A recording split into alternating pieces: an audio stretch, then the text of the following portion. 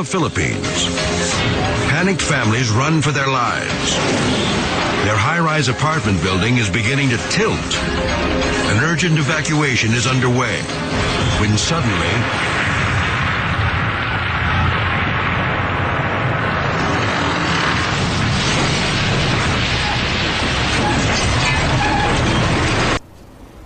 Muito bem, desde o Jardim da Infância até a minha pós-graduação na COP, na Ilha do Fundão do Rio de Janeiro, eu estudei em escolas públicas.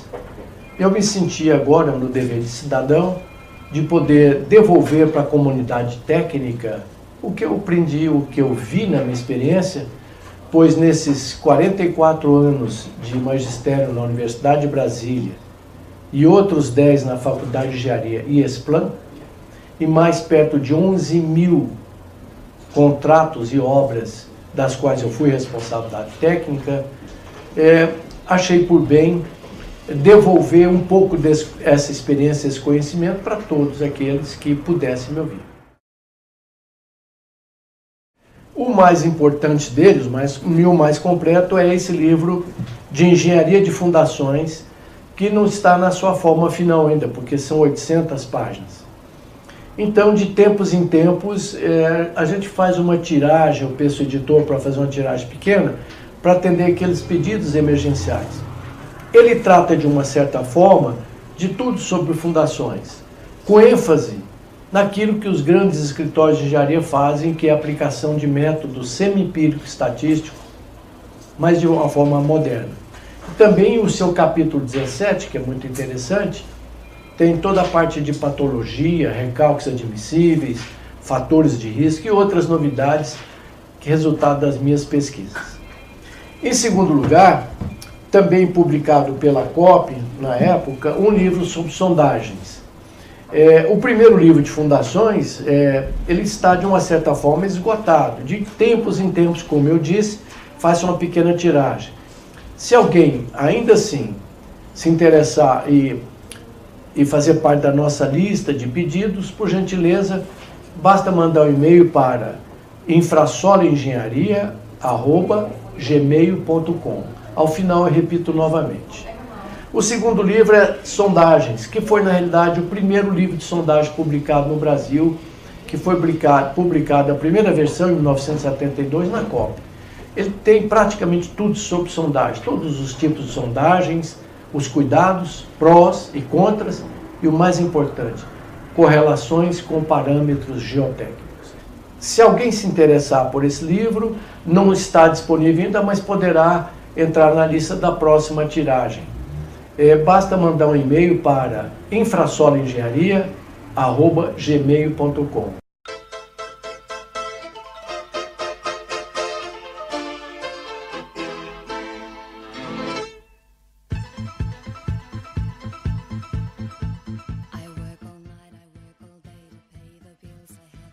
Muito bem, então vamos iniciar essa 7ª aula do curso de Fundações do ano de 2014. Nós já vimos aqui a primeira aula, que foi uma introdução, e se falou nos tipos de recalque e ruptura. Especificamos o que é um bom projeto e dissemos naquela aula que boa fundação é aquela que fica num SPT acima de 20 golpes, melhor ainda acima de 30. Não quer dizer que não tenha exceções. Em areias, em alguns lugares, pode ficar com SPT abaixo disso aí, mas precisa de experiência local. Porque um erro relativamente não grave, a sua obra começa a rachar com 8 anos. Se o erro da sondagem de projeto for grave, com 3 anos ela trinca demais ou desaba. Portanto, lembre-se que na área de fundações os fenômenos são lentos, diferente dos problemas de estruturas. Mas lembre-se também que o Brasil constrói bem, então não apavora não que as nossas obras são boas. Depois, na segunda aula, falamos em recalque sobre a ótica do solo. E lá foi dito que toda obra recalca. Normalmente, recalca o tanto que a estrutura pode suportar. Porque, por sorte nossa, toda estrutura suporta um certo recalque. Então, a recomendação é bater nível, pode começar com nível de mangueira, para cada laje e deixar isso o mais tempo possível. Se depois que habitar, se puder bater o nível, ainda é bom. Para saber qual é o recalque absoluto ou total naquela data. Ou seja, quanto é que a obra recalcou ou afundou no solo. Por recalque imediato, ou seja, saída de gases, compressão de sujeira. Daí as fundações ser quase tão importante um bom projeto, o capricho. Sujeira na ponta de fundações é muito ruim. Etc. Recalque por saída d'água, que é o recalque por adensamento, recalque por colapso, etc. Na terceira aula falamos ainda um pouco sobre recalques, sobre o ponto de vista do solo, e agora olhando para a estrutura. E eu quero de novo insistir que o recalque diferencial, que é o famoso lobo mau das fundações, ele é ruim mesmo, mas não é o pior. O principal indicador de um problema sério é o recalque. Alguém, por favor? Distorcional. O que é o recalque distorcional? A rigidez da estrutura. E é uma relação entre diferencial pelo comprimento da peça. Isso significa dizer que, como o comprimento está no denominador, quanto mais longa, mais amigável. Quanto mais curta, mais perigosa. Ela tolera menos recalque diferencial.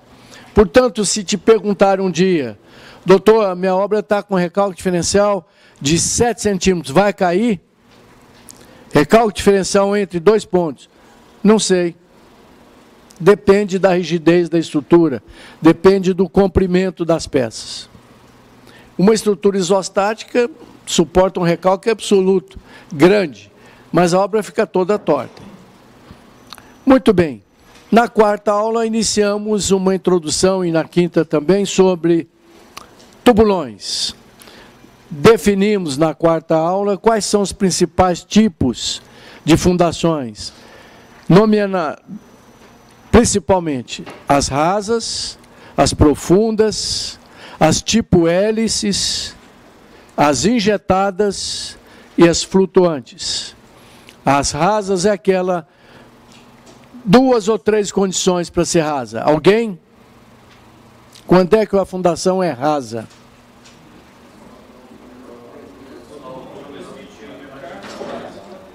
Não transmite carga por atrito lateral. Segunda. Profundidade. Menor do que? 1,5 o menor lado da base ou diâmetro. E a terceira condição, até 3 metros.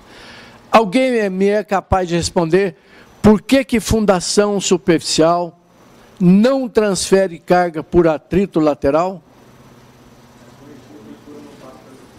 Porque a cunha de ruptura não passa pelo fuste, porque é rasa. Isso é uma relação entre profundidade e largura da sapata e a rigidez do solo. Então a trinca passa fora. Se ela passa fora, não tem cisalhamento. Muito bem, começamos então a introduzir um dos tipos de fundações, muito boa, se não a melhor delas quando é possível, que é tubulões a céu aberto. A condição é ter coesão para não matar ninguém. Ser uma profundidade até 40 metros para poder escavar, também muito bem. Terceira, ter um solo coesivo. Uma argila, pode ser até arenosa, um silt arenoso, mas tem que ter uma certa consistência. Por que ela é a melhor delas? Porque um tubulão só pode pegar cargas de... O mais pesado que eu fiz até hoje foram 6.000 toneladas em um único tubulão. Como eu disse, eu executei mais de 50.000 tubulões, e eu pessoalmente disse em 12.000. Se você um dia tiver um problema com seu fiscal de segurança, desça ele num tubulão de 3 metros, primeiro num terreno coesivo, para ele ver que ver a geologia e tocar na geologia é maravilhoso. Se ele se sentiu bem para ver que não tem nenhum ministério, estou aqui, olha, disse em 12 mil tubulões. Morre muito menos gente em tubulão do que caindo de andame, tomando choque elétrico, etc. Se ele se sentiu bem para ele entender, desce ele num tubulão de 10 metros, que não tem a menor diferença. Ainda assim, o melhor é descer numa base de 3 metros, que ele vai ver um salão maravilhoso lá embaixo. É lógico que não pode ter água, não deve ter um solo fino. Muito bem. Então, nós vamos começar mostrando, eu já falei nisso lá quando falei em fundações profundas, por que que os tubulões, apesar de transferir carga por atrito lateral, a gente despreza o atrito lateral. Numa fundação profunda,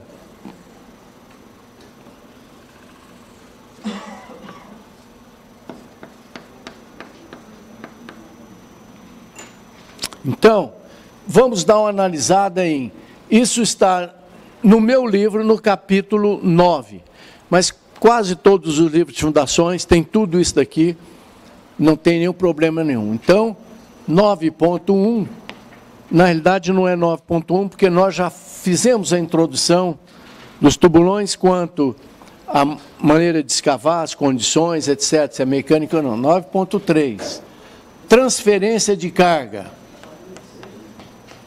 Ponto 3.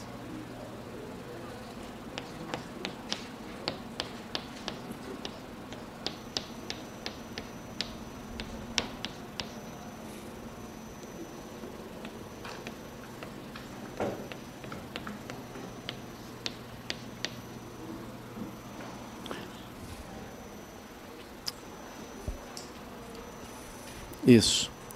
Fundações nada mais é do que um transferidor de cargas. O solo, depois de alguns bilhões de anos, a Terra toda, está em processo de decomposição geológica. O que era rocha no passado, hoje virou pó. Isso tende a piorar com o tempo. Portanto, não se coloca uma obra normalmente sobre o solo a 0 metros, a menos que a 1, 2, 3 metros tenha camada muito dura. Quando é que uma camada é dura, competente ou resistente? SPT acima de 20, 30. A não ser nesse caso, fundação profunda. Nesse terceiro milênio, 40 metros já é quase que corriqueiro. Bom mesmo é a fundação até 15 metros. Muito bem. Então, a função dela é transferir carga. Ou seja, a carga do pilar que está aqui, olha, a carga do pilar tem que ser menor do que a resistência total do solo.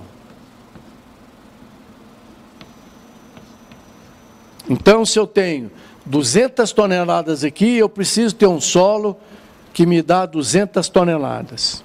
Ora, a resistência do solo é sabida, que nós costumamos somar, até erroneamente, a resistência lateral mais a resistência de ponta. Estou somando banana com laranja, mas até hoje se faz esse mix, uma vitamina de banana com laranja. Então, parte dessa carga é passada pelo fuste. Então, olha aqui, ó. Eu estou segurando esse pilarzinho de 10 gramas somente por atrito lateral. Tá certo?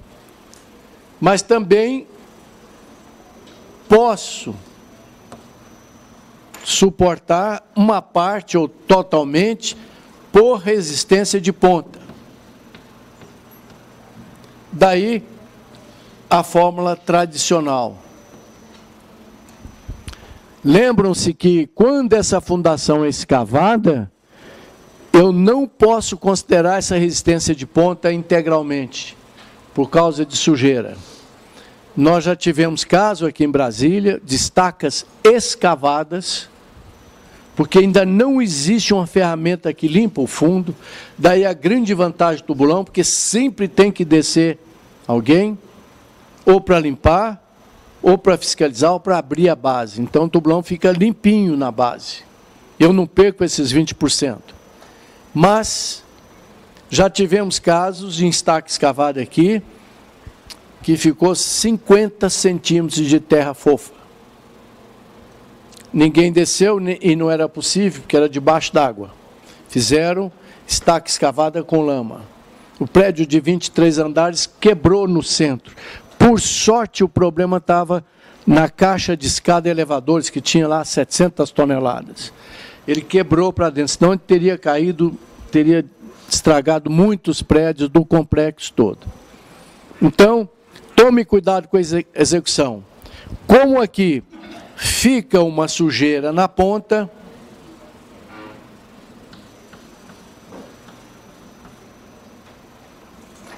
é prudente, na resistência de ponta, só considerar 20% da resistência total. Ou seja, nas estacas escavadas, que são Strauss, escavada mecanicamente com trado, estaca raiz, estaca hélice, deixam sujeira na ponta. Portanto, a resistência de ponta, no máximo de 20%. Ou seja, a previsão é que 80% da carga passe por atrito lateral, né? Normalmente eu tenho assim, olha, atrito e ponta. É uma pena, porque a ponta normalmente está em terreno melhor do que o atrito lateral. Mas, como tem problema de sujeira, precisa tomar um certo cuidado. Ou seja, se eu estiver calculando uma fundação, cuidado que isso daqui, olha, é a resistência total, não é 20% dessa. Se eu estiver calculando uma fundação, por vários métodos teóricos ou semi-empíricos, nós vamos ver já, calculei a resistência lateral, 80 toneladas, vamos supor, mais resistência de ponta, 120, me daria uma resistência total de 200 toneladas. Só que, se isso for uma dessas estacas, hélice, ou escavada rotativa, ou Strauss, etc., não vou poder considerar esse valor full, cheio. Então, por essa condição, a resistência de ponta, prudentemente, tem que ser 0,20 da resistência total, que deu 200 toneladas. Portanto, eu só posso usar 40 toneladas. Portanto, a minha resistência total será as 80 de atrito, mais 40 de ponta, que vai dar 120 toneladas. Ou seja, se eu tivesse esse pilar aí, para pegar 200 toneladas, eu teria que fazer 2 estacas, e não uma só. Porque é uma estaca do grupo escavada. Aí, a sugestão é uma estaca aqui, outra estaca ali, fazer um bloco, chamado bloco de coroamento,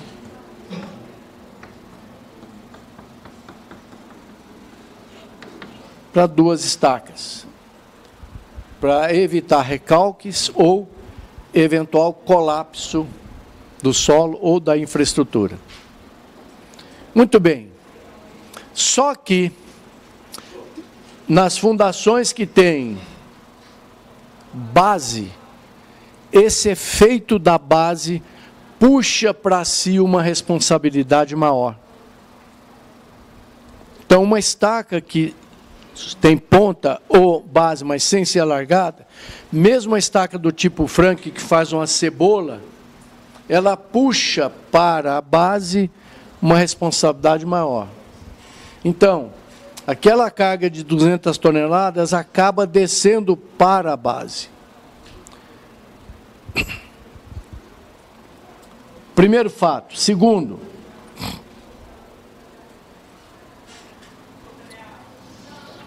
se eu fizer uma prova de carga na fundação, hoje em dia, graças a Deus, é obrigado a se fazer mais de uma prova de carga, dependendo, aliás, do número de fundações. Para cada 100 fundações, eu tenho que fazer obrigatoriamente uma prova de carga. Meus prezados alunos, hoje, engenheiro amanhã, se você fizer um projeto de fundações, escreva no seu projeto. A responsabilidade técnica cheia, plena, minha, vai depender do resultado da prova de carga. Então, só assine ou assuma a responsabilidade técnica de uma obra se eles fizerem uma prova de carga para cada 100 estacas. Senão, essa obra pode dar um problema. E por que frisar isso no projeto? Porque isso é uma novidade, isso é ótimo para nós. Não é? Muito bem. Uma outra coisa importante, a prova de carga, se possível, na primeira estaca. Porque se der um problema, se daquelas 200 toneladas você puder só colocar 120, corrige o projeto. Tanto é que o coeficiente de segurança pode baixar. Porque você viu o problema antes e corrigiu. Uma outra observação, isso era uma observação profissional. Por gentileza, numere ela depois, transcreva. Acho que é a observação profissional número 9, se não me engano. Depois transcreve para o elenco. 11. Então, mais uma. OPI número 12. É a próxima. Da mesma forma, exija no seu projeto controle tecnológico do concreto, porque é muito raro, mas de vez em quando, o concreto da fundação rompe. Controle tecnológico do concreto, feito por laboratório independente da concreteira.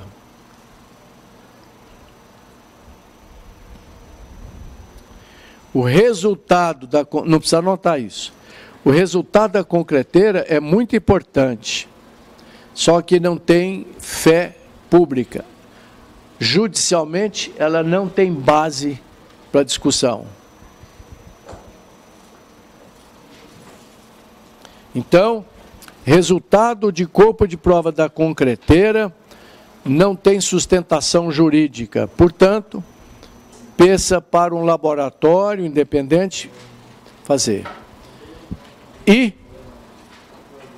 por experiência, escreva no projeto, até 40 dias depois da última fundação. Por quê? Já me aconteceu como consultor de obras com problemas, aliás, graves. Alguém emitia um relatório falso. Portanto, estipula o prazo, porque você vai ter resistência máxima de 28 dias. Com 40 dias, é tempo hábil para você receber os laudos de ruptura de concreto, para evitar uma pressão sobre um laboratório para te dar um relatório gratuito. Portanto, 40 dias é um tempo hábil. E olha, já tivemos isso em base de torres de geração eólica de energia. A pá dessa torre tinha 100 metros, 100 metros, só a pá dessa torre, 100 metros é um prédio de 30 andares. Agora você imagina as fundações, a pressão que ela sofre. Houve um erro na concretagem, deu um problema. Demoraram a pedir esses elementos, o responsável disse, olha, 3 meses depois eu não posso receber esse laudo, porque o concreto está na cara que está com problema. Né? Então, daí um prazo de 40 dias no projeto. Muito bem. Então, todas as obras... Tem alguém que não sabe o que é prova de carga em fundações ou em estruturas? Não sabe? Muito bem. Prova de carga é um teste estático, porque existe prova de carga dinâmica. A estática é muito melhor. Ela prescreve o seguinte, é como colocar um paciente na esteira. Coloque, eu vou testando ele para ver se ele tem alguma isquemia, etc., entendeu? Então, se tem uma estaca projetada para 200 toneladas, eu faço uma estaca, outras 2 eu faço um tirante para reagir, coloco em cima dessa estaca um macaco hidráulico com capacidade de pelo menos o dobro, 400 toneladas,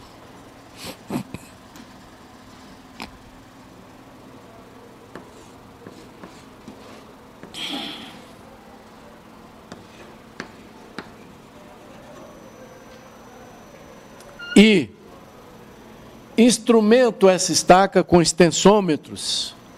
Melhor ao mecânico se usarem extensômetros eletrônicos na sua obra, transdutores de deformação, que é um conselho, aceite. Existe um equipamento eletrônico que mede deformação com precisão muito grande, mas confira com extensômetro mecânico. Instrumentação eletrônica costuma ter problema de aferição, então vai dar problema. Pode deixar fazer, mas tem 1 ou 2 extensômetros, reloginho comparador mecânico.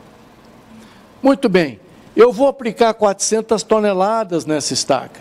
O ideal seria levar ela à ruptura, até ela romper.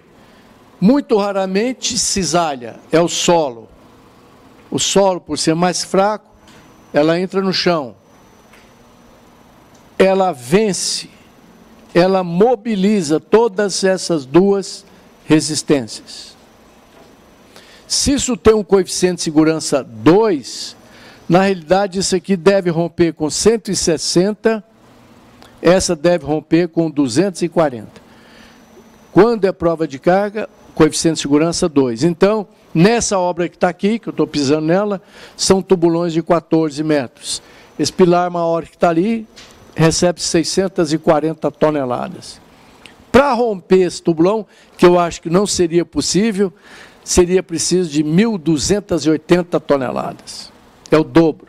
Ainda assim, erro de sondagem, saturação, com todo esse dobro de segurança, recalca, e eventualmente o recalque distorcional fica muito grande e vai fazer desabar a obra. Qual é o recalque distorcional? Você lembra, Fernanda, que derruba uma obra 1 para 800, 1 para 100. Quanto menor o denominador, pior. 1 para 800 toda obra tem. Né? Se fizer um exame de sangue aqui, todo mundo tem bactérias, tem câncer. 1 para 800 não mata ninguém.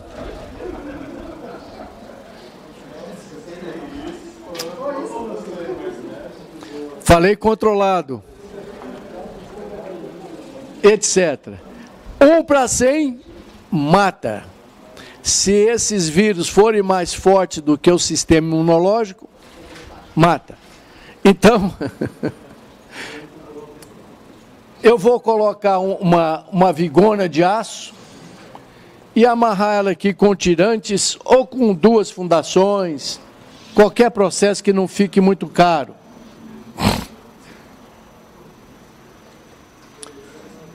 Pronto, montado o esquema, aferido, vou começar a fazer a carga. A mesma coisa eu faço em estrutura. Né? Eu faço frequentemente prova de carga em viga, em laje. Só que até uns anos atrás se carregava essa estrutura lentamente com um saco de areia, cimento ou brita, mas dava uma mão de obra danada.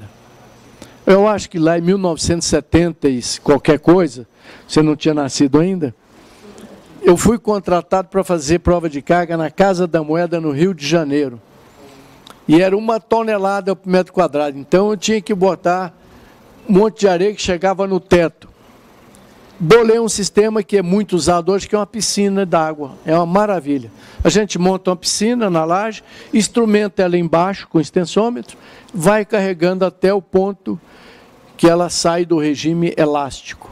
Ou seja, eu carrego uma laje, uma viga e descarrego. Ela volta a zero. Carrego um pouquinho mais, descarrego, volta a zero. É como um exame de esteira. Eu vou descarregando, carregando e tal.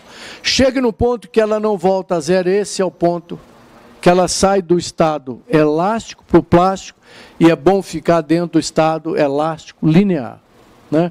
As fundações é mais ou menos assim.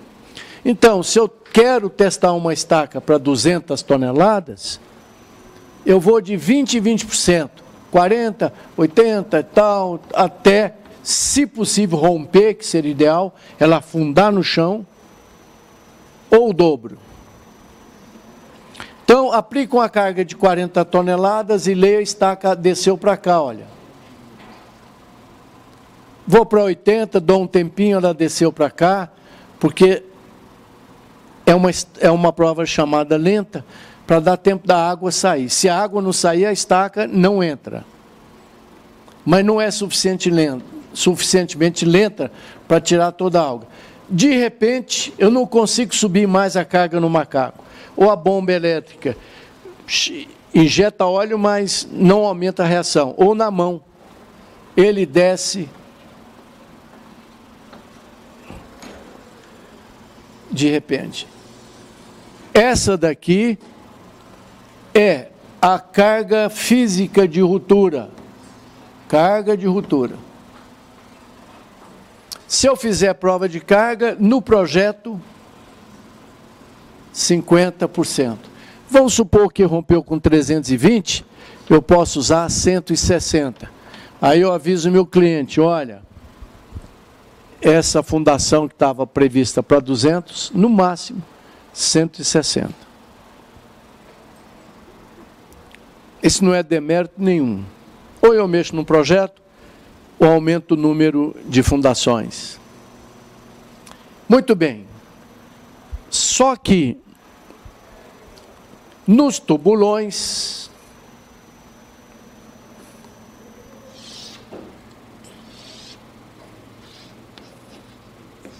como o tubulão tem base,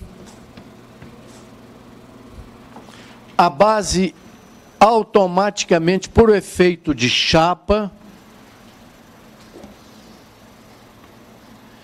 puxa a carga para si. De tal forma que, se eu fizer um tubulão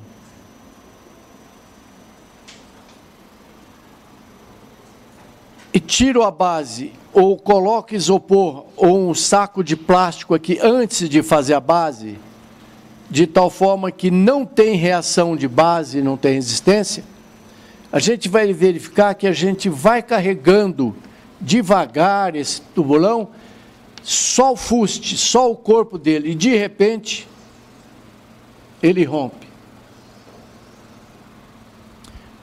Por efeito de cisalhamento aqui, ele rompe mais rapidamente. Em geral, no Brasil, e quase que no mundo inteiro,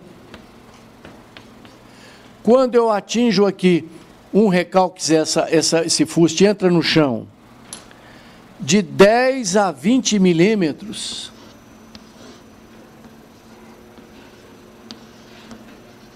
trinca aqui, e eu mobilizo toda a resistência por atrito lateral de 10 a 20 milímetros, que seria, vamos supor, essas 80 toneladas.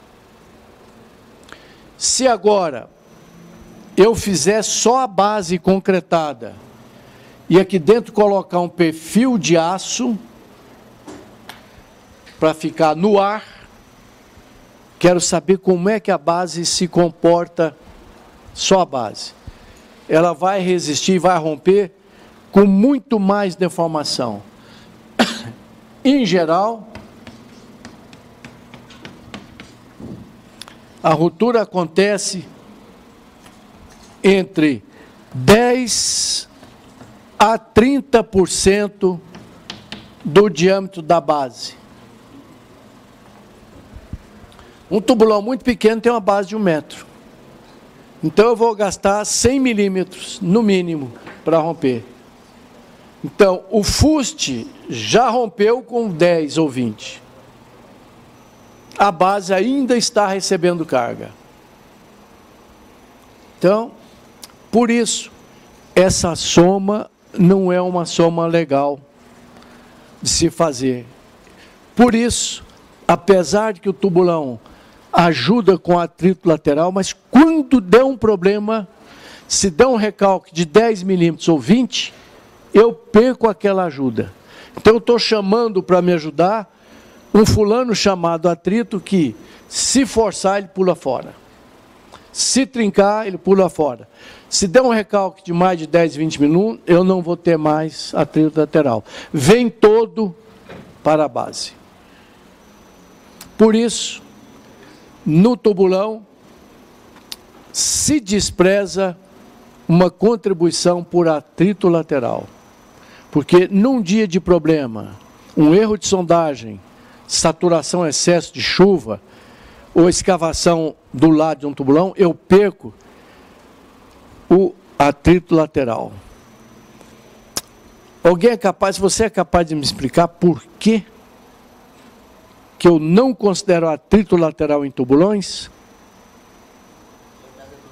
Qual é seu nome? Tiago. Tiago. Por que, Tiago? Porque a base puxa toda a carga. Toda não, mas a grande maioria. Por que eu não somo laranja ou banana?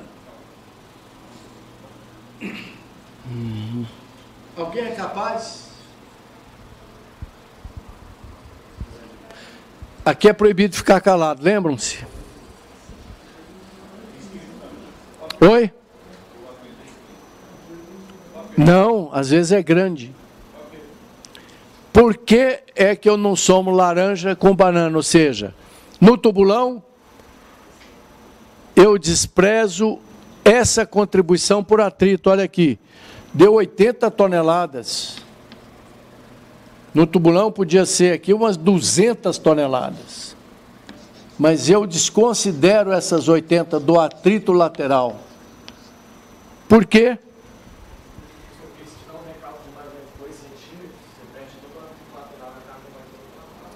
Por isso, porque com 10 milímetros ou 20, o atrito lateral trinca ali em volta e ele para de funcionar. Eu mobilizo toda a resistência possível com 10 ou 20 milímetros. Eu acho que vale no mundo inteiro. E a ponta, para mim chegar na capacidade da ponta, eu tenho que afundar esse tubulão com pelo menos, sei lá, uns 20, 30 centímetros, ou seja, 200 ou 300 milímetros. O tubulão ainda está funcionando na base e o fuste já saiu. Portanto, eu sei que eu estou com essa segurança, mas eu agradeço. Falar, o atrito, você fica aí, mas eu vou confiar no pessoal da base. Entenderam? É a primeira razão.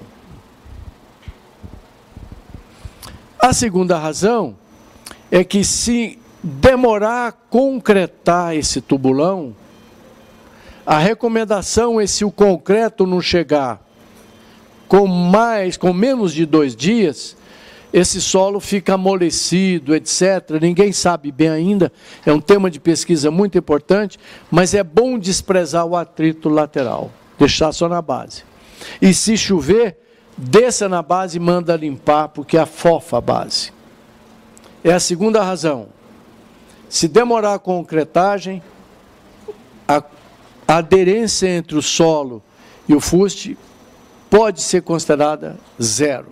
Por isso, então, por mais essa razão, eu não levo em conta o que eu ganhei no atrito lateral. E uma terceira razão é que Se eu estiver escavando um tubulão em solos coesivos, que é a grande maioria, porque em areia, se não revestir, ele vai te matar, ele fecha, em argilas e siltes, numa época úmida ou de chuva, essa água que está aqui, essa molécula d'água, vem para o tubulão, porque aqui ela está sob a ação da gravidade e o peso do próprio solo. Aqui é a pressão atmosférica. Então ela espirra para dentro do tubulão. E na componente da resistência ao cisalhamento, na coesão, quando satura, o que eu perco? Muito importante, sucção, que é um contribuinte importante. Então, se demorar numa época de chuva, eu perco resistência aqui, olha, que é a coesão que está diretamente ligada à tensão cisalhante. Você que me respondeu, qual é seu nome? Ivan. Por que eu desenhei, Ivan, por que eu desenhei a tensão cisalhante na vertical? Porque é o atrito gerado entre o fuste e o solo. Volta um pouco atrás. Define tensão cisalhante. É aquela... Paralela ao... Ela é... Paralela à aplicação da força. Paralela à superfície de ruptura. E numa fundação no fuste, rompe na vertical. A tensão normal, que sempre vem com ela, está aqui, olha, que é um empuxo. Tá bom? Então, se eu perco coesão, eu perco grande parte da tensão cisalhante, lei de Coulomb, lembra? Então, eu vou perder. Por essas três razões, de coração partido, eu agradeço a contribuição de toda a boa vontade do atrito lateral. Três razões. Lembra quais são? Qual é seu nome? Maurício. Maurício. Primeiro. Atrito lateral. Por que eu jogo fora o atrito lateral? Ixi. Pode ajudar o Maurício. Não, deixa ele virar aí. Puxa, se você tivesse mais dois amigos assim... Nenhuma, Maurício. Aproveita mais a aula. Você é capaz de me dizer? Qual é o seu nome? Pedro. O seu ajudante aqui está danado. Parece aquela história do delegado aqui na época da Copa que pegou um vagabundo. Dois, sentado no banco. Perguntou para o primeiro, Maurício, o que você faz? Não, doutor, eu não faço nada, eu sou meio folgadão. Aí perguntou ao amigo, o que você faz, né? Não, eu ajudo o Maurício. Vamos lá. É a base? Por que eu desprezo o atrito lateral em tubulões? Três causas. Uma é por causa da base. Que já... O que a base faz? Não consigo te falar, sim. E a segunda? Tá bom. Presta atenção. Alguém é capaz de fazer isso sem ler? Então vamos lá. A primeira é porque o atrito lateral rompe com recalque pequenininho. Então, de 10 a 20 milímetros, eu perco o atrito lateral. Por isso, eu prefiro agradecer ele. Segunda razão, se o concreto demorar, esse solo do fuste, ou se umedecer, eu perco resistência no fuste. Por isso, eu jogo fora. E a terceira razão, que normalmente eu escavo tubulão em solos coesivos, argila e silt, que é o que tem sustentação. Se for úmido, e se demorar, e se chover, essa água vem para cá e amolece uma interfacezinha aqui, forma um cakezinho fraco. Alguém ficou com dúvida? Não. A última. Se eu estiver escavando em solos coesivos, que geralmente são úmidos, ou saturados, ou se chover, essa água caminha para a parede do fuste. Tira a resistência. É possível que exista um fenômeno chamado tixotrópico, que se eu deixar a argila quietinha lá, daqui 6 meses recupera a resistência. Mas ninguém sabe quanto. Então, é um risco. Bom? Muito bem, então está aqui explicadas as 3 principais causas. A primeira é que uma rompe com 20 milímetros, o outro rompe com 200. Então, estou somando banana com laranja.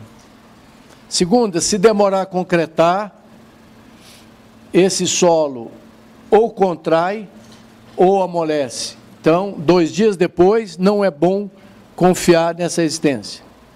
E a mesma coisa por água. Umedece, eu perco a coesão, que é um dos fatores importantes de um solo coesivo. Alguma dúvida até aqui? Não. Geralmente não são encamisados. Em 1000 tubulões, 1, 2 encamisado. O encamisamento significa dizer, olha, situação crítica. Eu tive que levar você para UTI e entubar.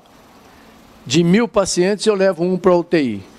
Água, solo mole, que pode estar fechando, um pouco de areia que fecha também. Às vezes é só uma camada, eu passo e continuo sem camisa. Camisa não é bom sinal. Pode ter, então, dele encamisado, pode ter só um anel num certo trecho. Entendeu?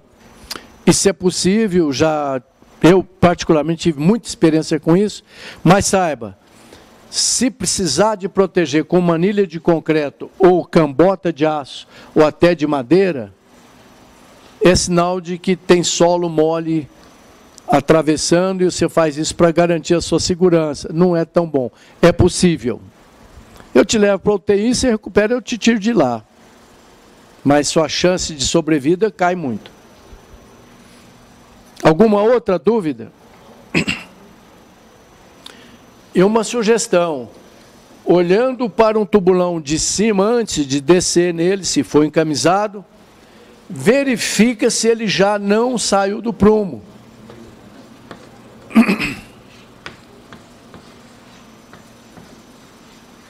É sinal de que o empuxo está muito grande. Solo mole, empurra a camisa. Cuidado. Ele pode fechar depois que você passar por ela. Tá bom? Olhou, viu os tubos. Tubo mal colocado é comum, mas se ele estiver muito deslocado, toma cuidado. Tá bom? Oi?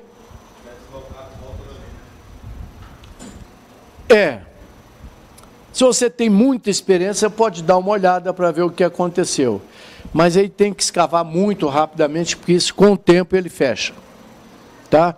Já não é recomendável para primeira experiência local. Quando você constrói muito uma região problemática, você já sabe que ali tem câncer de pâncreas, você pode morrer. Tá? Então toma cuidado. Muda, faz taca hélice, estaca pré-moldada, que é uma das fundações mais seguras, cravar a estaca.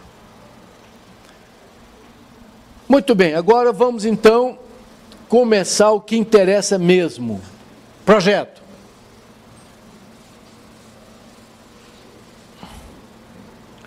Cálculo do fuste do tubulão.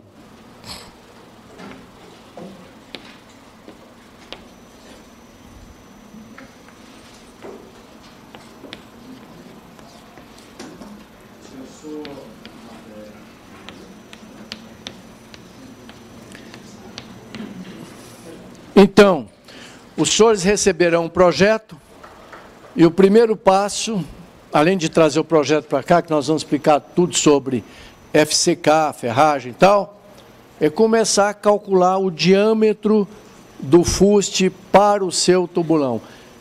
É facílimo. Em menos de 1 minuto, você calcula isso. Tá bom? Se você tem uma obra comum com 80, 100 tubulões, programa no Excel, mais outro minuto, calcula os 80. Muito bem.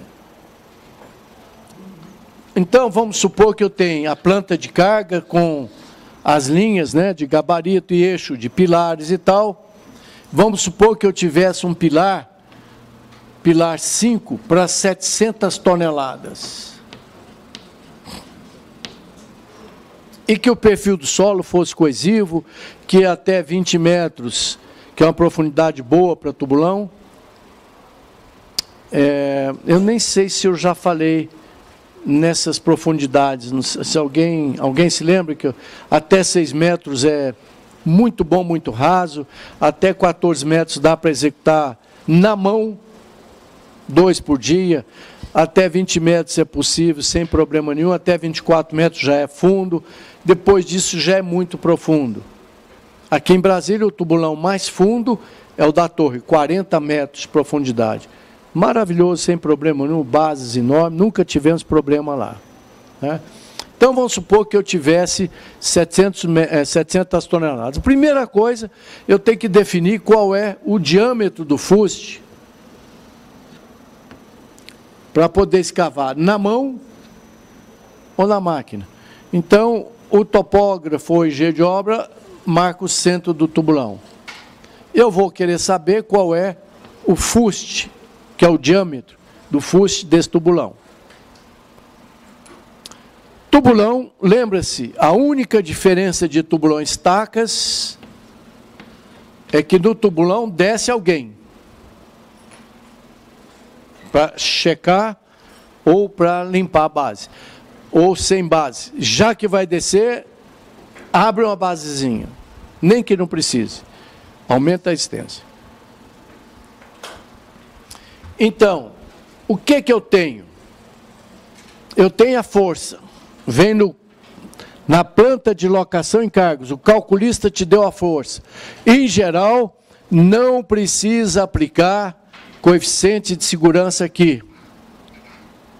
O calculista já pôs possivelmente um coeficiente de segurança no entorno de 1,4, somando a carga permanente, acidental, etc., já vem com coeficiente de segurança.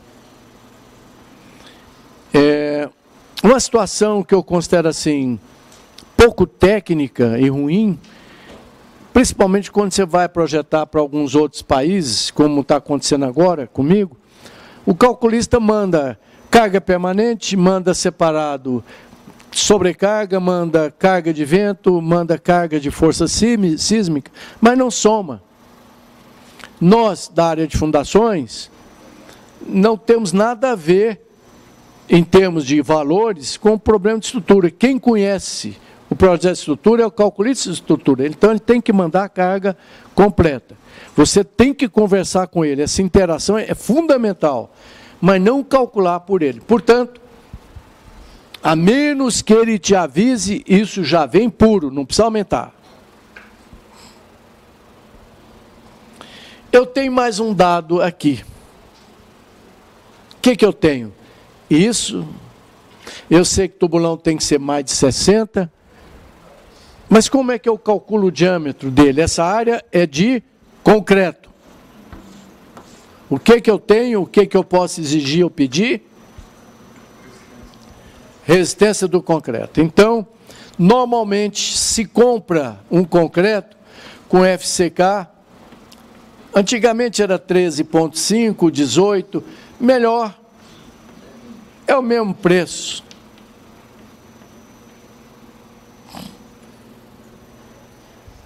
Em tubulões, o concreto é lançado lá de cima, sem vibrar e sem compactar. No máximo, você faz um funilzinho de 1 metro, põe na boca do tubulão e despeja, o caminhão de concreto vai direto lá para baixo. Não há nenhum problema. Pode ter um pouco d'água, se está escavando debaixo d'água, que é possível. Na aula passada eu já disse, com bomba nos pés, da mão ou com máquina, também não tem problema. Se sujar o concreto que ele bate nas paredes, também não tem problema. Por quê? É um dos maiores coeficientes de segurança da engenharia. Compra o concreto de 20 MPa, só vou usar 5. Resistência do concreto de design, de projeto. Essa é admissível de projeto. Pronto, agora ficou muito fácil. Pela lei fundamental da física, uma das primeiras que liga força, compressão e área. Alguém se lembra qual é?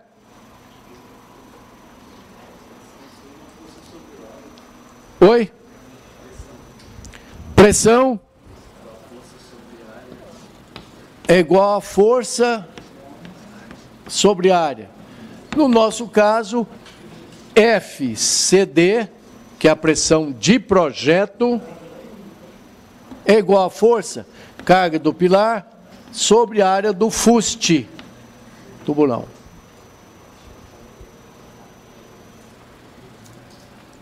Então, a área do fuste vai ser a força P dividido pela resistência do concreto, FCD. Compro de 20 MPa, só uso 5. Mas a área, eu não quero área, eu quero diâmetro. Então, a área do fuste é igual a πr2, mas como eu quero diâmetro, já vou logo para πd2 sobre 4. Fuste ao quadrado. Decore esse número. 3,14 dividido por 4 é 0,785. Portanto, a área do fuste vai ser igual a 0,785 vezes fuste ao quadrado. Portanto, fuste, o diâmetro do fuste vai ser raiz quadrada da carga dividido por 0,785 vezes FCD, resistência do concreto.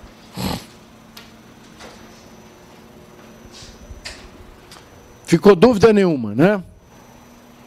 Maurício, quanto é que é π sobre 4? 7,85. Alguém na máquina aí, por gentileza? Como não vai alterar, não é conveniente economizar para 6 MPa, porque pode flambar. Vamos manter 5 MPa. 5 MPa é igual a 50 quilos por centímetro quadrado, que é igual, quem é maior, quilo por centímetro quadrado ou tonelada por metro quadrado? De blusa verde aqui. Qual é o seu nome? Wallace. Wallace.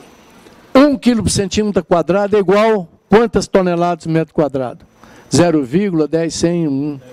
10 vezes. O quilo por centímetro quadrado é maior do que a tonelada por metro quadrado. Na escala de grandeza, o MPa é o maior deles. São 10 quilos. Então, 5 MPa são 10 vezes, ou seja, 50 quilos por centímetro quadrado, que será, então, 500 toneladas por metro quadrado. Portanto, 0,785 vezes 500, alguém multiplica para mim, que já é uma constante, 300 e alguma coisa, né? 7 vezes 5, 35. 300 e... Confere essa conta.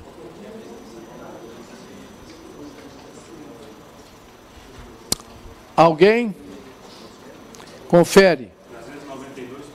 Aí sim, 392,5 toneladas por metro quadrado. Portanto, todos os fustes do seu projeto morrem aqui. Carga, que você vai ter várias, dividido por 3,925 O fuste sai em metros, a carga entra em toneladas. Se for quilonewton, é só multiplicar por 10 ou dividir por 10, você tem em toneladas por metro quadrado. Toneladas por metro, toneladas é 10 vezes maior do que quilonewton. Então, 500 quilonewtons são 50 toneladas.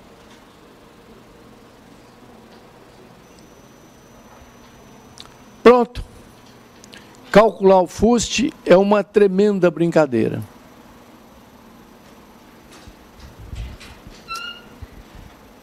Portanto, esse tubulão, exemplo para 700 toneladas, o fuste que eu preciso ter é igual 700 toneladas dividido por 392,5. Raiz disso. Alguém na máquina me dá 90 centímetros, 1 metro, não acho que hã? 1,34 m? Confere.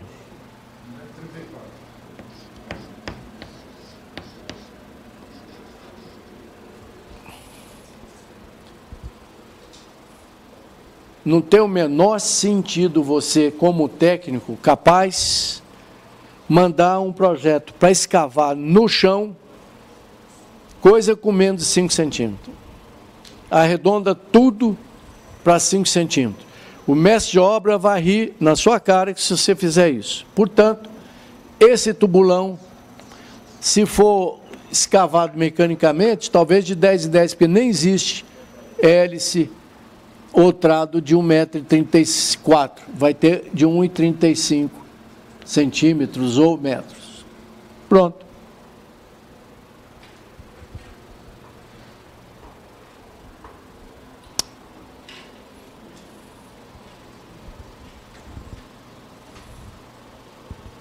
Ficou alguma dúvida aqui? É só fazer isso 80 vezes.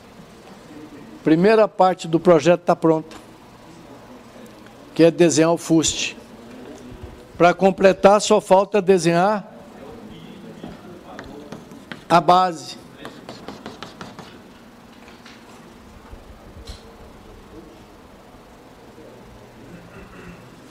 Alguma dúvida? Não. Então eu já autorizo escavar até um terreno com SPT pelo menos 20, 30 golpes. Antes disso é possível, mas tome muito cuidado e abaixe muita pressão, porque você pode ter, use um coeficiente de segurança alto, você pode ter um problema sério a longo prazo. Alguma dúvida até aqui? Não, né? Fórmula fundamental da física, que liga a força, a área e a pressão. Não sei nem de quem que é essa fórmula, eu acho que não é nenhuma das leis de Newton. Não, é antes dele. Se bem que naquela época, não chega a Matusalém, não. A noção de pressão naquela época devia ser 1600, 700, eles usavam densidade, como se fosse um líquido pesado.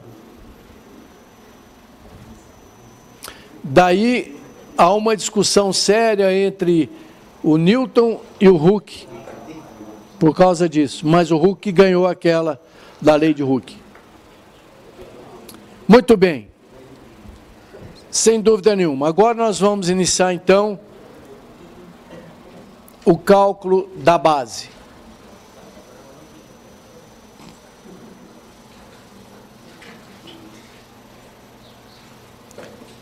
Baseado na mesma lei física,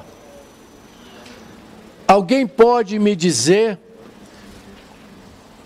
o que eu quero da base? Eu quero o diâmetro, a altura e o rodapé. Nenhuma base pode ser pontiaguda, porque o concreto não chega lá. Então eu tenho que ter um rodapézinho de 10, 20 centímetros. Também não vão ser fiscais imaturos, lembra? que eu disse logo no começo, na engenharia, o quadrado, a soma dos quadrados dos catetos não fecha com o quadrado da hipotenusa. Então, se um dia você for perito ou juiz, saiba que uma coisa é quadro negro, outra é obra. Então, maneira, ou seja, procura de uma certa forma, sem ser parcial, proteger o engenheiro, porque você sabe que lá as coisas não fecham direitinho. Portanto, não vai exigir um rodapézinho de 20 centímetros na vertical. Não faz diferença, é só para o concreto chegar lá. Tá? Evite de estar embargando obra, atrasando obra, porque o rodapézinho, que é um calcanhar, toda a base tem que ter. Se não tiver, sim, é ruim. Mas tem que estar cheio de concreto, isso chama calcanhar rodapé, que vai de 10 a 30 centímetros, ou em qualquer situação 20, tá bom. Mas isso não precisa ficar com 20, pode ficar tortinho para cá, não tem problema. O problema é que o concreto tem que chegar lá, e concreto de base não é vibrada nem compactada. Tá? Eu preciso só de 5 MPa.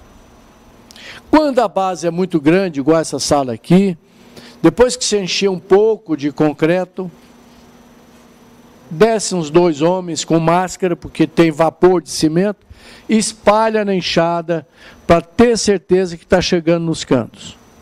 Isso para um slump 6, concreto não bombeado. Um slump 6 enche perfeitamente a base. Bombeado, então, melhor ainda. Observação profissional importante número 13. Lá nas 3 primeiras páginas do curso.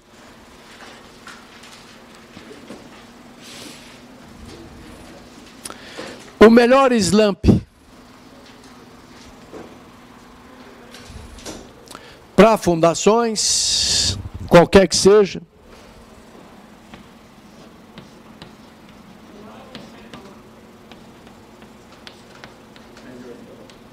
o melhor slump para qualquer tipo de fundações é 12. 12 mais ou menos 2. Quando o concreto é bombeado, vai ser 20, que é uma pena. Quando é caminhãozinho, betoneira, pode usar o slump 6, mas se endurecer muito, pode ficar falha embaixo ou no fuste. É raríssimo isso acontecer. Eu acho que eu já examinei perto de 400 obras de fundações e reforcei um monte. Só 4 tinha problema no fuste, falta de concreto é aqui. Eu acho que, quando aumenta a água no concreto, o que acontece? Baixa ou aumenta a resistência? Baixa, né? Baixa. O que o fiscal imaturo, não foi nosso aluno nem daqui dessa faculdade, falou, olha, resistência ao concreto está ruim. Tira a água. Você vai tirando a água, o concreto vai ficando muito melhor. Só que não encheu o fuste, nem a base. Então, gerou um problema. Mas isso só aconteceu, estaca torta, não sei o que lá, em 4 das 400. O problema todo é solo. É o próximo item do curso. Resistência de base. Cálculo da base. Então, melhor slump é esse. Porque eu prefiro um concreto mais fraco, mas totalmente cheio. Porque as fundações às vezes desbarrancam, a hélice contínua tem um sobreconsumo de 10%, 20%, isso é bom, porque não fica folga. Um concreto duro não enche. E se eu perder o contato de solo com o concreto, eu perco a área. Se eu perco a área, eu perco resistência. Né? Então vamos lá.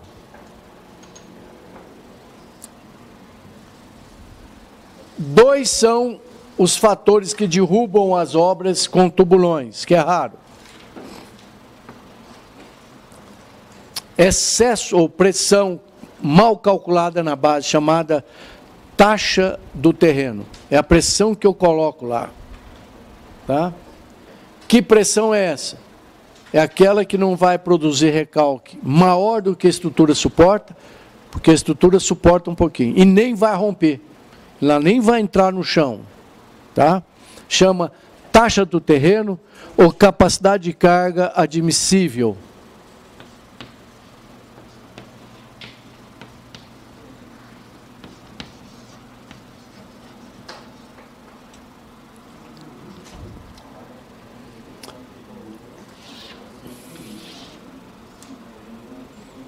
O fuste eu já calculei, uma moleza.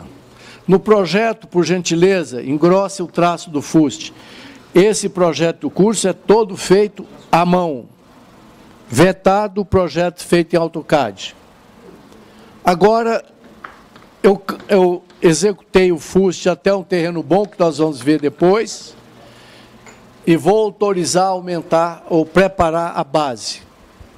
A base a gente não afunda. Eu faço o fuste, executo o fuste até a profundidade prevista no projeto, que nós vamos aprender aqui qual é, a principal delas é terreno bom, e não aprofundo, falar ok, pode fazer a base é alargada, a base não é aprofundada. Se possível, 1 metro dentro do terreno duro. Pelo menos 1 metro. Então, eu não vou fazer a base daqui para baixo, porque eu desci aqui, examinei o terreno. Esse é o terreno bom. Só se quando alargar, se notar algumas cáries ou lente de solo amolecido. Lembra que naquelas primeiras aulas, eu recomendei muito fortemente a execução de um poço de visita ou pesquisa próximo da sondagem. Por exemplo, se eu tiver uma obra com uma área de 800 metros quadrados em planta, eu vou precisar de 5 furos de sondagem.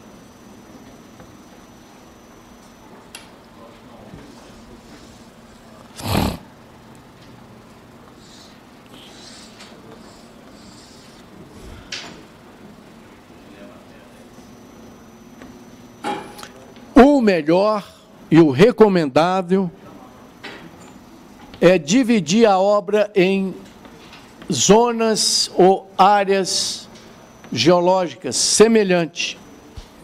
Então, eu pego a obra, se possível, junto 2, 3 furos, desde que tenha o mesmo solo. Se não tiver, eu vou calcular para cada região geológica ou área de influência. E a área de influência mais democrática que existe é a bissetriz e a mediatriz. Então, eu traço a mediatriz aqui, olha. Mediatriz entre esses 2 furos. Mediatriz entre essa reta.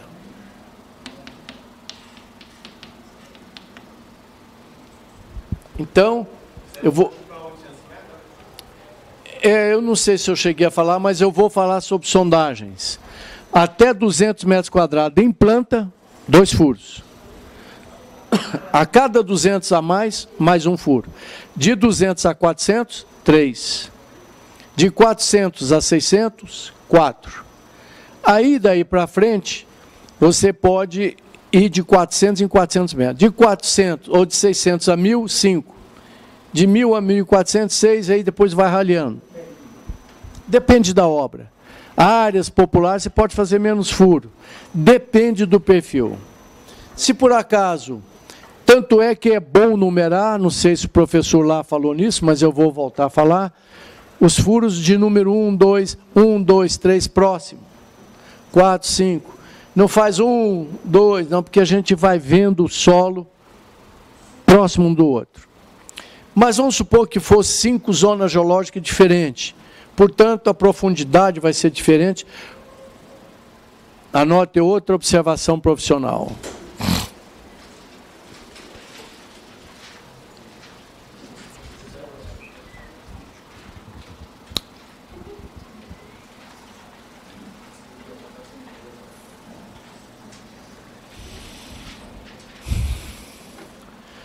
As fundações de uma edificação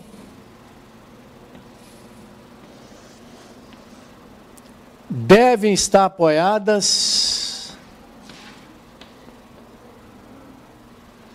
na mesma camada de solo.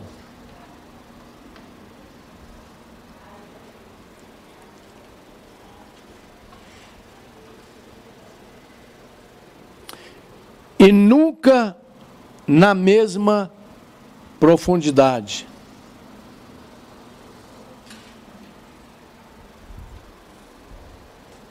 Ponto. O solo lá embaixo ele pode ondular, geologicamente pode variar. O perfil pode ser um perfil errático e não simples. E nunca na mesma profundidade.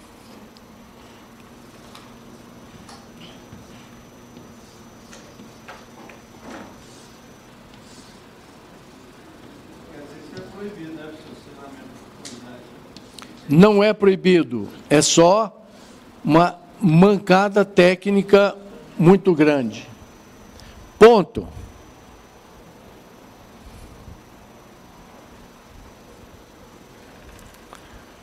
Um projeto que obriga, um projeto onde se obrigue as fundações a ficarem na mesma profundidade, um projeto onde se obrigue que as fundações fiquem na mesma profundidade,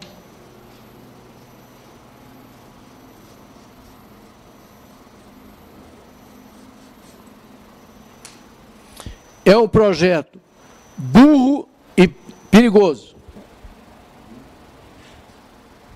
É de gente totalmente sem experiência.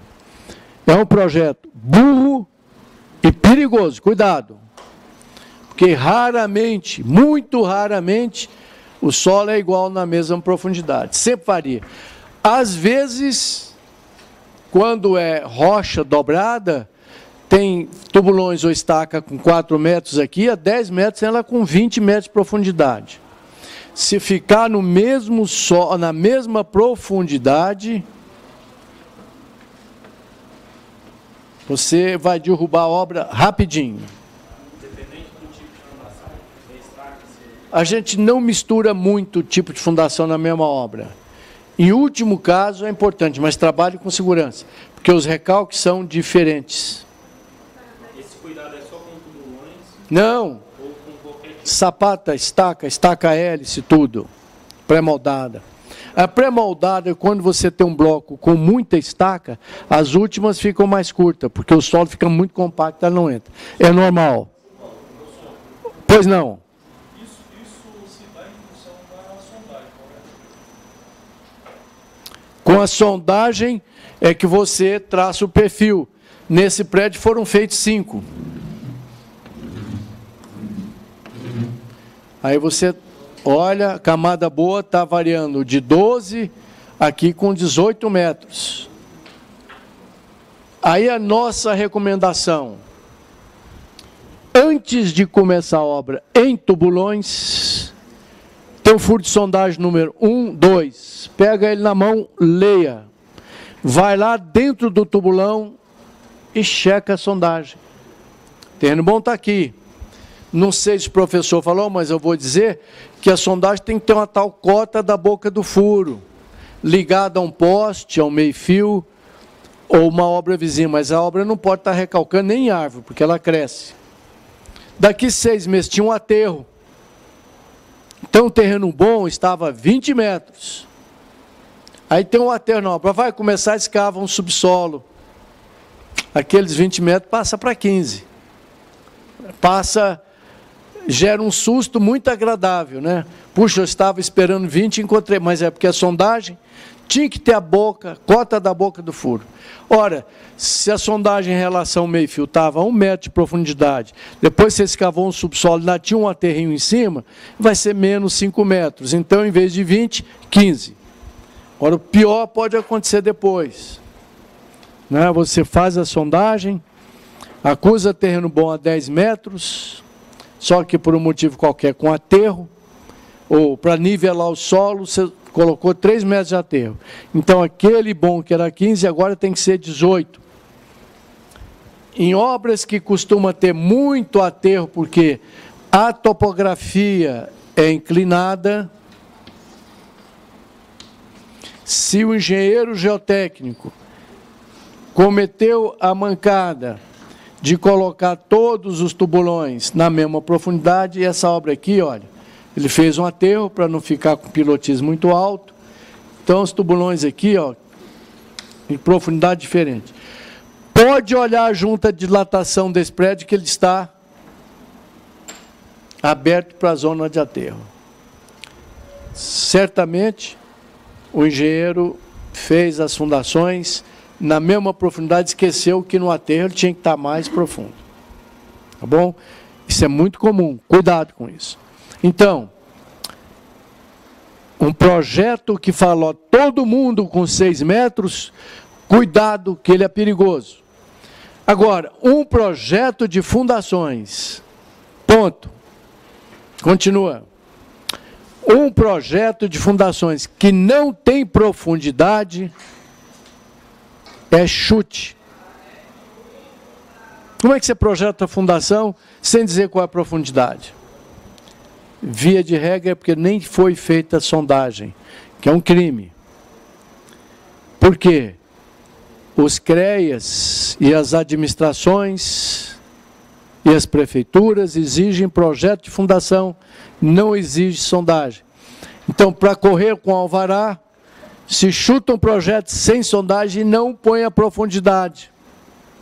E para fazer a sondagem, depois o seu cliente chia. Poxa, vai ter que fazer sondagem. Então, um projeto de fundações que não diz qual a profundidade, até o solo que você deve encontrar, é no máximo um anteprojeto. Se aprova. Lembram-se, os CREAs e tal, nem abrem o seu projeto, eles não querem nem saber. Quer saber que está lá o nome do Maurício, RT, Maurício e tal. Porque se cair, e o amigo também, que te ajudava a não fazer nada.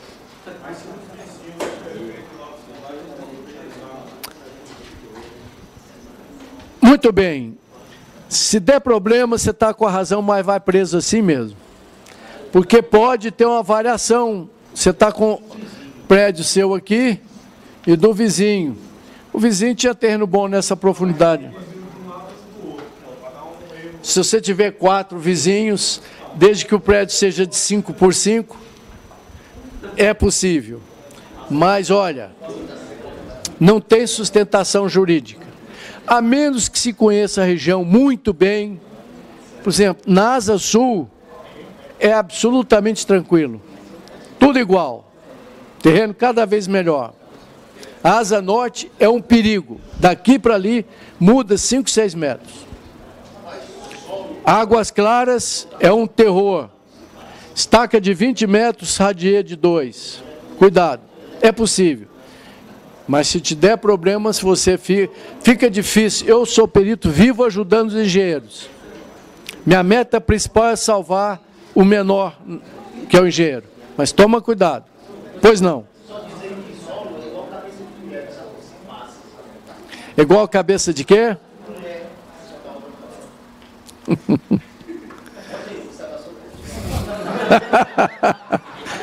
O nosso aluno aqui está recomendando a observação profissional número 13, que é o número da sorte.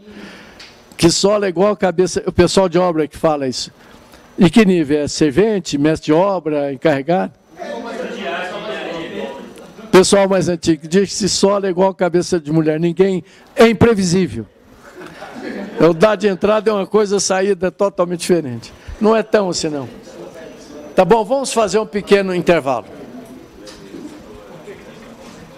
Não, mas vamos localizar agora. Minutinho só. Me dê o número da página e da tabela. Página 6. 6.71. Tabela 6.551. No livro, não. No livro não está dividido, então você tem que dividir tudo por 2. Capa P e capa L.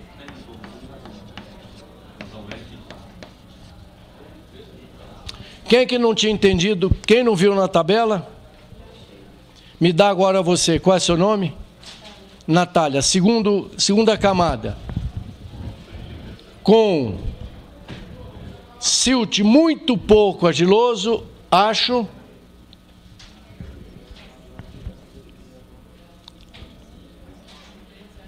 É o 19 KP.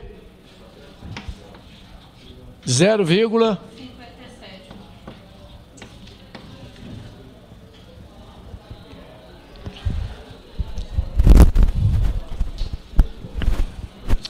Conseguiu ver aí como é que é o nome dela? Marlene, não? Elane, conseguiu ver? Pronto, para o terceiro solo, qual é o KP e o KL? Terceiro solo é um silt M que vem do sueco Mó. 5, nem muito nem pouco, medianamente. Arenoso de sand. Deixa ela. 27,5 e 0,6.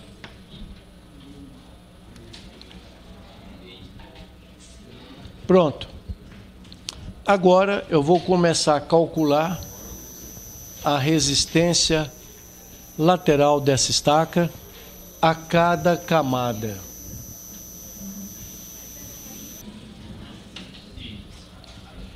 Nós vamos ter que ajustar o método.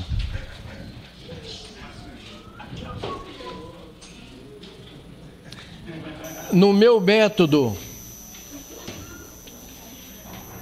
eu desprezo o primeiro método. Então eu vou ter que fazer um ajuste nos parâmetros. No meu método, eu desprezo o primeiro método exatamente por causa daquilo. Escavação do vizinho, aterro, entulho, bloco, etc. Então, próximo passo. Step 4, cálculo da resistência lateral.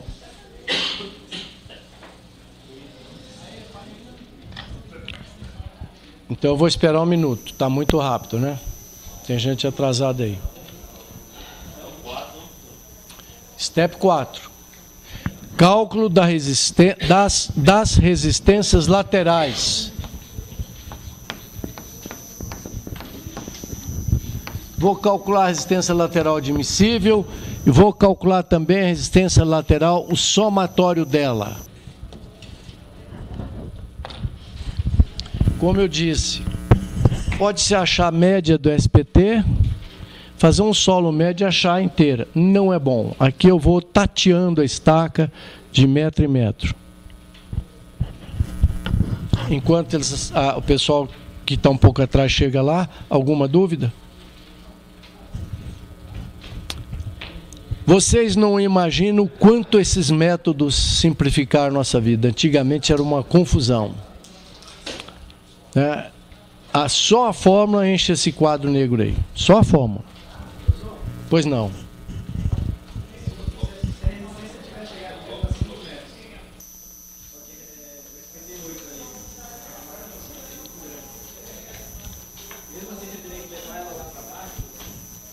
Com certeza. 320 toneladas em cima de um SPT 8, 12, em que solo? Numa areia argilosa e um silt, dentro de 3, 4 anos a obra já estava rachando já. Então você tem que justificar para o seu cliente. Apesar de que as teorias indicam que poderia ficar um solo mais fraco, lembra-se que o cálculo é para romper a estaca, romper o solo. Quando eu digo que essa estaca tem que ir para 280 toneladas, na realidade, eu estou calculando com coeficiente de segurança 2. 560 para ela romper. Ela pode não romper numa camada mais fraca, mas vai recalcar. E o recalque ainda é motivo de muita pesquisa. Por isso, a mecânica de solos é fantástica, tem tudo para fazer. Ninguém ainda descobriu uma fórmula semi-empírica para cálculo de recalque com certa precisão. Por isso, uma pitada de bom senso é fundamental, não se faz isso daí. Nós estamos calculando para romper e dividir 1 por 2. Para recalque, que seria o ideal? Eu acho que dentro de 10, 15 anos, agora já calculamos para recalcar. Porque o que o prédio sente? Recalque. Antes de romper. Ruptura é zebra. Então vamos lá. Na primeira camada, a fórmula da resistência lateral vai ser já admissível, porque eu já dividi por 2. Na primeira camadinha, vai ser KL da primeira camada, 0,75.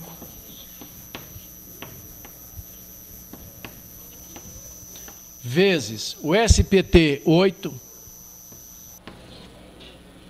dividido pelo fator de escala que eu já tinha calculado, acho que 3 ou 3,8.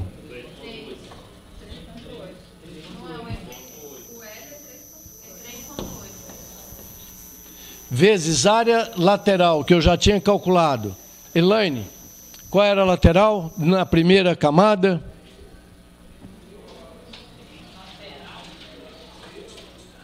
Qual era a da estaca? Já calculada.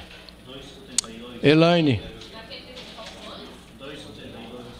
2,72 vezes 2 e vezes 4. Por que não é 5? Porque no meu método eu vou jogar fora esse primeiro metrinho.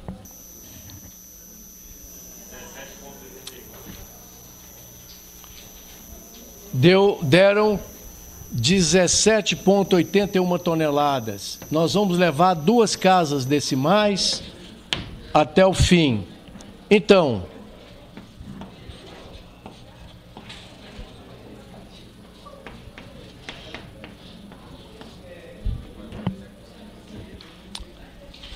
alguma dúvida aqui? Pois é. A área lateral é πd vezes geratriz, ou seja, comprimento. Só que aqui eu jogo o movimento fora. Pois não? Qual é o problema da fórmula? É KL vezes SPT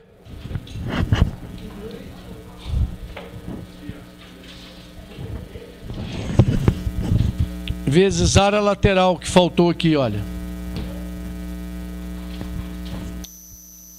Para quem não acompanhou, segunda camada, pois não? Sim, no meu método eu já simplifiquei bastante. Segunda camada. Todo mundo já chegou aqui? Segunda camada.